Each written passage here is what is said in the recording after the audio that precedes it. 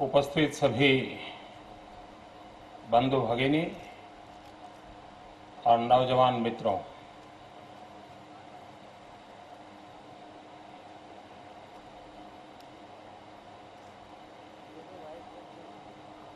कभी कभी शासन व्यवस्थाओं के मूल्यांकन की बात आती है तो उस तत्कालीन शासन व्यवस्था में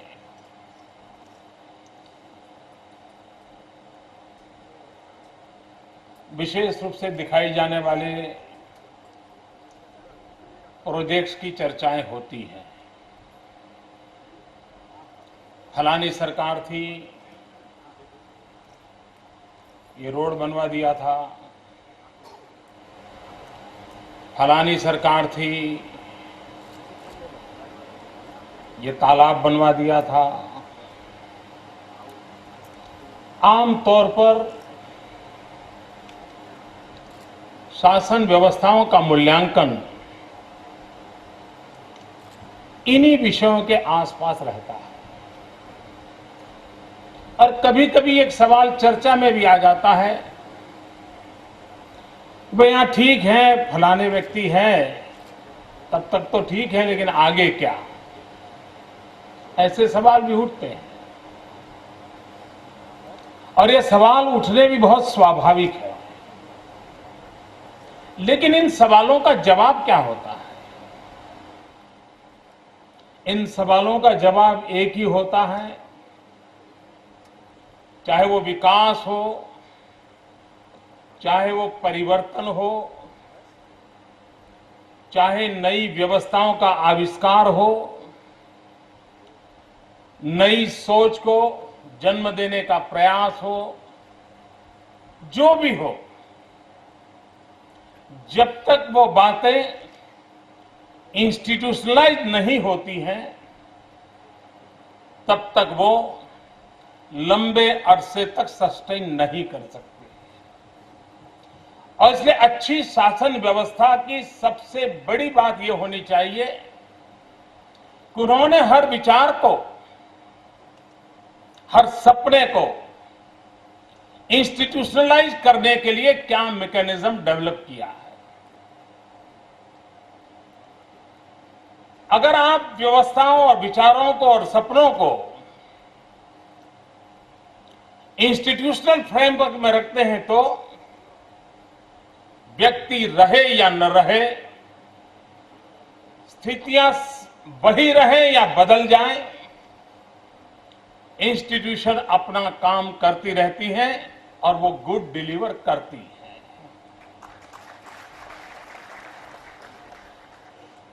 जिन्होंने आईआईएम का सपना देखा होगा सालों पहले,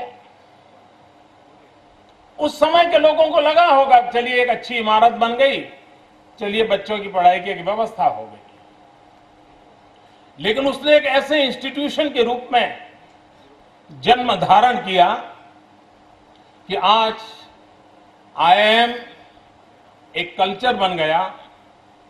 आईआईएम से निकले हुए विद्यार्थी दुनिया के हर कॉरपोरेट सेक्टर की मांग बन गए। जिसने बीज बोया होगा वो व्यक्ति भले न रहे हो, लेकिन उस विचार का इंस्टीट्यूशन रूप बन गया तो लंबे अरसे तक समाज जीवन पे प्रभाव पैदा करता है। और इसलिए गुजरात की वर्तमान सरकार के कामों का अगर मूल्यांकन करें पिछले 10 साल का, तो आपको नजर आएगा कि हर शुभ विचार को, हर जन उपयोगी विचार को इंस्टीट्यूशनलाइज करने का लगातार प्रयास हुआ है। और उसी का परिणाम है कि जो इंस्टीट्यूशन काम करना शुरू करती हैं, वो अपने आप डेवलपमेंट का एक पिलर बन जाती है, परिवर्तन का एक अगुवा बन जाती है। और अगर सोचेंगे तो सैकड़ों ऐसी सूची आपको गुजरात में मिलेगी कि जहां हर नए विचार को इंस्टीट्यूशन से जोड़ करके उसको सस्टेन करते हुए परिवर्तन लाने के लिए उनको लीडरशिप दी है। ये साइंस, ये फॉरेंसिक साइंस यूनिवर्सिटी वो उसी दिशा में एक महत्वपूर्ण कदम है। विश्व के किसी देश ने फॉरेंसिक साइंस या यूनिवर्सिटी हो सकती है, कभी सोचा तक नहीं था। और गुजरात ने सोचा इतना ही नहीं, आज उसे साकार करके दिखा दिया। 400 से अधिक पोस्ट ग्रेजुएट स्टूडेंट्स इन दिनों यहां इस क्षेत्र में देश को कुछ देने के लिए शिक्षा दीक्षा ले रहे हैं। और फॉरेंसिक साइंस लैब के माध्यम से शुरू से एक अवेयरनेस कैंपेन, एक एजुकेशनल ड्राइव ये उठाया गया। 10,000 से अधिक जुडिशरी के लोग, जजेस, आईपीएस अधिकारी, फॉरेस्ट सर्विस के अधिकारी पूरे देश में से यहां पढ़ने के लिए आए पिछले वर्षों में, क्योंकि ये फॉरेंसिक साइंस विषय सिर्फ पुलिस तक सीमित नहीं है। इसका इतना व्यापक रूप है, अगर अस्पताल के लोगों को भी अगर फॉरेंसिक साइंस का प्राइमरी नॉलेज नहीं है, तो किसी क्राइम के कारण एक इंजर्ड व्यक्ति अस्पताल आएगा तो उसको कैसे हैंडल करना, उसके लिए पहली आवश्यकता रहती है फॉरेंसिक साइंस का नॉलेज, ताकि सबूत मिट न जाए। एक्सीडेंट हो गया, टेक्निकल पर्सन आ गए वहां, एक्सीडेंट को में से लोगों को निकाल रहे हैं, लेकिन अगर उनको फॉरेंसिक साइंस का नॉलेज होगा तब जाकर के एक्सीडेंट के सही कारणों तक पहुंचने के लिए सुविधा होगी। और इसलिए एक समाज के सभी क्षेत्रों को स्पर्श करने वाला विषय है, और इसलिए बीड़ा उठाया था कि अधिकतम लोगों के तक बात पहुंचाई जाए। और मैं विशेष करके गुजरात के न्यायपालिका का, न्याय तंत्र का बड़ा आभारी हूं कि जब ये बात उनके सामने आई, उन्होंने इनिशिएटिव लिया। लगातार जजेस की एक एक बैच आने लगी और इस विषय से उनको परिचित कराते गए। और जैसे जैसे इंटरेक्शन बढ़ा तो अलग अलग क्षेत्र के लोगों की आवश्यकता भी ध्यान में आने लगी। जजेस को लगा भाई नहीं, ये 3 बात तो हो रही है, लेकिन ये अगर चौथी हो जाती है तो हम जुडिशरी के फील्ड में शायद ज्यादा काम आ सकती है। डॉक्टर आए तो उनको लगा कि 1 और 2 बातें जुड़ जाए तो अच्छा होगा। तो एक प्रकार से एक ऐसा इंटरेक्टिव कम्युनिकेशन सिस्टम डेवलप हुई कि जिसने कारण फॉरेंसिक साइंस लैब भी अपने आप इवॉल्व होती गई, नई नई चीजें जुड़ती गई, आवश्यकताओं के अनुसार उसकी प्रगति होती गई। तो एक ऐसा मॉडल है जिसका पूरा डेवलपमेंट एक पार्टनरशिप के बहुत बढ़िया सिद्धांत के आधार पर बढ़ रहा है।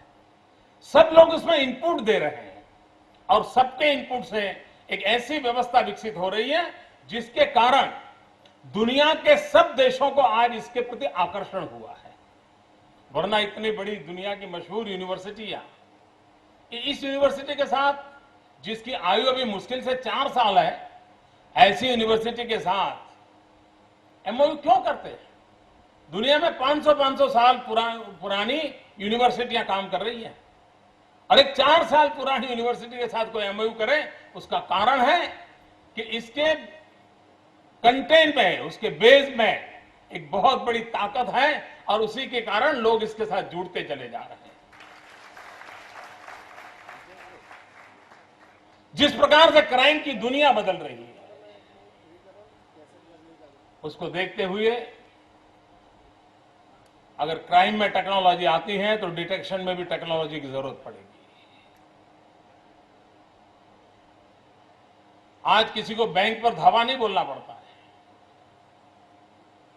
वो आईटी के नॉलेज के माध्यम से क्राइम करके रुपए उठा के ले जा सकता है, पता तक नहीं चलता। कितनी सुरक्षित ऑफिस क्यों ना हो, कितने ही चौकीदार क्यों ना लगे हो, लेकिन हॉलैंड में बैठा हुआ कोई लड़का आराम से उसकी सारी फाइलें चुरा सकता है। ये जब स्थिति है तब इस साइबर क्राइम को रोकने के लिए एकमात्र अगर साधन हमारे पास उपलब्ध होगा तो ये फॉरेंसिक साइंस की सारी टेक्नोलॉजी होगी। जिस प्रकार से इस टेक्नोलॉजी के माध्यम से क्राइम डिटेक्शन की सुविधा होती है, उसी प्रकार से जन सेवा के भी काम बहुत हो सकते हैं। अब गुजरात ने एक इनिशिएटिव लिया गौवंश की रक्षा का, और उसके बाद भी विदेशों में एक्सपोर्ट करने से भारत सरकार की सब्सिडी के लालच में लोग अन्य राज्यों में गाय काट करके यहां से मुंबई की तरफ ले जाते थे। लोकल लोगों को पता हो जाता था तो संघर्ष हो जाता था। हमने 4 फॉरेंसिक लैब बनाई, मोबाइल लैब बनाई, जो तुरंत वहां पहुंच करके ये तय करके बता सकती है कि गौवंश मांस है कि नहीं है, और उसके कारण सही जो गुनहगार थे उनको पकड़ने में सफलता मिली, और जो निर्दोष इस काम में लगे थे उनको परेशानियों से बचाया गया। तो टेक्नोलॉजी का कैसे सामान्य जीवन तक उपयोग किया जा सकता है, उसमें भी फॉरेंसिक साइंस लैब काम कर रही है। आज हिंदुस्तान के जितने बड़े क्रिमिनल घटनाएं हैं, बड़ी बड़ी घटनाएं जिसके साथ क्राइम के इश्यू जुड़े हुए हैं और बहुत चर्चित भी हैं, बहुत डेलिकेट भी हैं, करीब करीब उसमें से अधिकतम केस इसकी जांच परख करने का सौभाग्य गुजरात की फॉरेंसिक साइंस लैब को मिला है। मित्रों, शायद दुनिया में कहीं पर भी वाइल्ड लाइफ प्रोटेक्शन के लिए फॉरेंसिक साइंस का उपयोग नहीं हुआ होगा। जब गुजरात में कुछ साल पहले एक ही हफ्ते में 3-4 शेर का शिकार हुआ, लायन का शिकार हुआ, मुझे याद है मैं आधी रात गिर के जंगलों में पहुंचा था और मैं उस स्थान पर पहुंचा था जहां पर शेर का शिकार हुआ था। रात को करीब 2 बज गए थे। मेरे मन को बड़ी पीड़ा थी, ये कैसे हो सकता है, और तब जाकर के उस क्षेत्र में हमने कुछ पदार्पण करना चाहिए, कुछ इंस्टीट्यूशनलाइज व्यवस्थाएं खड़ी करनी चाहिए। और पहली बार हमने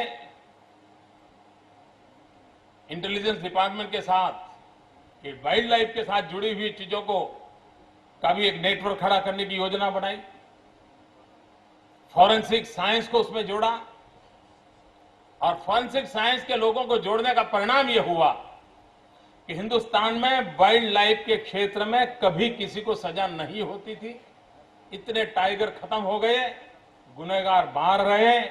ये पहली बार देश में हुआ कि लायन का शिकार करने वाले 20 लोग आज भी जेल में हैं। सबसे ज्यादा मदद की इस टेक्नोलॉजी ने, और इसलिए हमने वाइल्ड लाइफ क्षेत्र में भी इसको जोड़ा। यानी जीवन के हर क्षेत्र में विकास और प्रगति के लिए फॉरेंसिक साइंस का उपयोग सुचारू रूप से कैसा हो सकता है। मित्रों, प्रिवेंशन के लिए भी ये टेक्नोलॉजी बहुत काम आ सकती है। जिस प्रकार से गुजरात ने इन दिनों एक डाटा बैंक बनाया है, फिंगरप्रिंट का हो, ब्लड का हो, डीएनए टेस्ट की ऐसे लोगों की जरूरत हो तो उसका हो, और उस डाटा बैंक के कारण इस प्रकार की प्रवृत्ति से जुड़े हुए लोग कहीं पर भी होंगे, अगर कहीं किसी और क्राइम में हाथ लगते हैं, सीधे कंप्यूटर में जाकर के गुजरात में आएंगे तो पता चलेगा कि हाँ भाई, ये इसका व्यक्ति का रिकॉर्ड यहां उपलब्ध है, ये है उसका हिस्ट्री है, विद इन ए मिनट्स। और उसके कारण क्या हुआ है कि इस प्रकार का डाटा होने के कारण हम एक साइको प्रोफाइल तैयार कर सकते हैं, और उस साइको प्रोफाइल के कारण भविष्य में ऐसी घटनाओं को रोकने के तौर तरीके भी हम उन्हीं की सोच के अनुकूल बना करके उनको रोका जा सकता है। और उसमें गुजरात इन दिनों काफी काम कर रहा है। साइको प्रोफाइल सारे तैयार हो रहे हैं, इस प्रकार की क्रिमिनल गतिविधि करने वाले लोगों की गतिविधियों को समझने का भरपूर प्रयास हो रहा है और उस क्षेत्र में काम हो रहा है। आने वाले दिनों में हमें एक ऐसे क्षेत्र में प्रवेश करना चाहते हैं जो क्षेत्र भारत के गांवों की जिंदगी को एक नई ताकत देगा। किसी ने सोचा नहीं होगा कि क्या फॉरेंसिक साइंस या टेक्नोलॉजी हिंदुस्तान के रूरल लाइफ के साथ कुछ काम में आ सकती हैं। हम आने वाले दिनों में इसको जोड़ने वाले हैं। अगर आज किसान को झूठा फर्टिलाइजर कोई पकड़ा के चला जाता है, फॉरेंसिक साइंस की मदद से उसको खोज निकाला जा सकता है और इस प्रकार की प्रवृत्ति करने वालों को पकड़ा जा सकता है। आज किसान को मालूम नहीं, कोई आकर के डिब्बे में दवाई दे जाता है, वो बेचारा अपनी फसल पे दवाई छिटकता रहता है। सीजन समाप्त होने के बाद पता चलता है कि मेरी तो कोई फसल हुई नहीं, वो खत्म हो जाता है। फॉरेंसिक साइंस को रूरल लेवल पर ला करके वो अपनी निजी व्यवस्था आवश्यकताओं की छानबीन कर सके, यहां तक हम इस टेक्नोलॉजी को रूरल एरिया तक परकोलेट करना चाहते हैं। उसका एक मैकेनिज्म डेवलप करना चाहते हैं।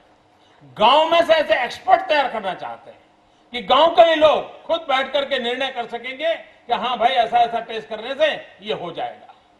मित्रों, फॉरेंसिक साइंस की इस टेक्नोलॉजी का उपयोग हम किसान के लिए करना चाहते हैं, गांव के लिए करना चाहते हैं, अबोल पशुओं के लिए करना चाहते हैं, वाइल्ड लाइफ के लिए करना चाहते हैं।